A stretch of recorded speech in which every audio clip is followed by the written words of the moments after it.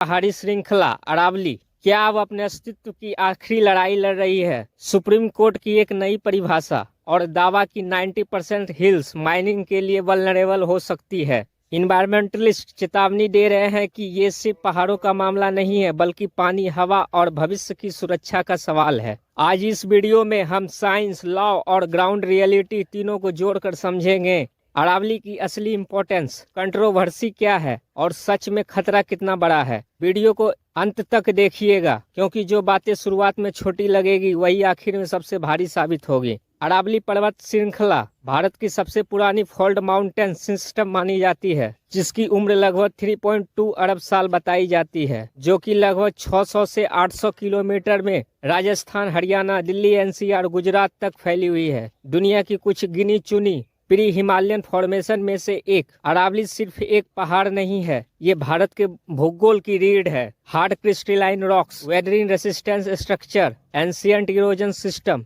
इसी वजह से ये आज भी ग्राउंड वाटर होल्डिंग में सक्षम है। अब समझते हैं कि अरावली क्यों सिर्फ एक हिल रेंज नहीं, बल्कि एक इकोलॉजिकल सिस्टम है। ग्राउंड वाटर रिचार्ज जोन, बारिश का पानी फीसर्स से नीचे जाता है, एक्वेफर्स रिचार्ज होते हैं। राजस्थान, हरियाणा जैसे वाटर स्ट्रेस रीजन्स को सपोर्ट। जहां अरावली है वहां आज भी पानी जिंदा है। डेजर्ट बैरियर, थर्ड डेजर्ट की हॉट ड्राई वाइंड्स को रोकती है, डेजर्टिफिकेशन को स्लो करती है। अगर ये नेचुरल वॉल कमजोर हुई तो रेगिस्तान और हर साल आगे बढ़ेगा। Air and climate regulation, vegetation dust को बाइंड करता है, टेम्परेचर एक्सट्रीम को मॉडरेट करता है, इसलिए साइंटिस्ट इसे नेचर्स क्लाइमेट शील्ड कहते हैं। अरावली को बायोडायवर्सिटी हॉटस्पॉट नहीं कहा जाता, लेकिन बायोडायवर्सिटी बैकबोन जरूर कहा जाता है, जिनमें प्लांट्स के 500 प्लस स्पीसीज, मैमल्स के 40 प्लस, लियोपार्ड, हाइना, जैकल, बर्ड्स के 300 प्लस स्पीसीज, रेप्टाइल्स, इंसेक्ट्स के 100 प्लस। यह biodiversity food chain, soil health और इकोसिस्टम बैलेंस को जिंदा रखती है।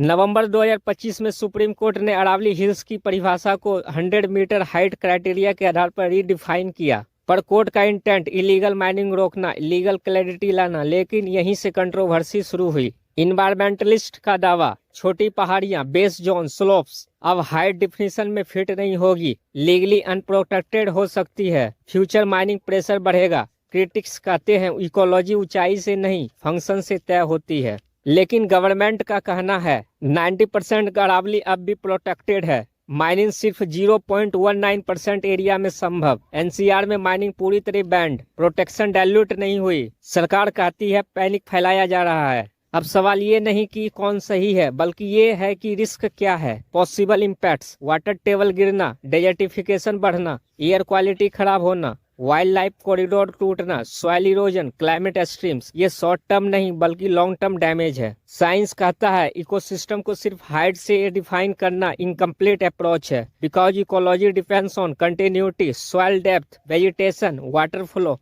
अगर बेस हटा तो पहाड़ भी अकेला पड़ जाता है। तो क्या है सॉल्यूशन इसका? Scientific functional mapping, height plus ecology combined criteria, strict mining enforcement, restoration and afforestation, community monitoring. Development और कंजर्वेशन दोनों पॉसिबल है, लेकिन बैलेंस जरूरी है। अरावली सिर्फ हिल्स नहीं, ये पानी है, हवा है, जीवन है। इसे बचाना मतलब भविष्य को बचाना। कमेंट करें सेव अरावली, लाइक करें, शेयर करें और ऐसे इंफॉर्मेटिव वीडियो के लिए चैनल को सब्सक्राइब करें। Thank you.